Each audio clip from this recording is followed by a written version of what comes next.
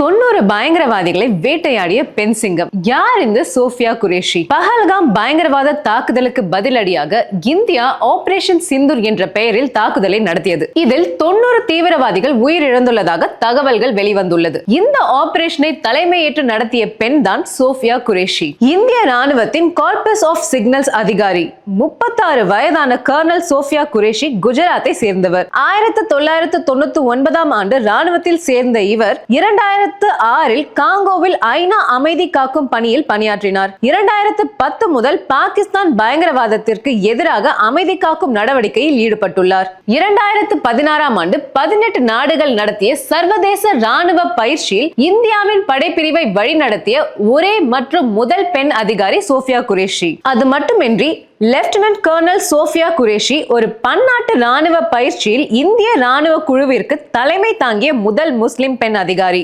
ராணுவ குடும்பத்தை சேர்ந்த இவரது தாத்தா இந்திய ராணுவத்தில் பணியாற்றியுள்ளார். இவரது கணவரும் ராணுவத்தில் பணியாற்றுவது குறிப்பிடத்தக்கது.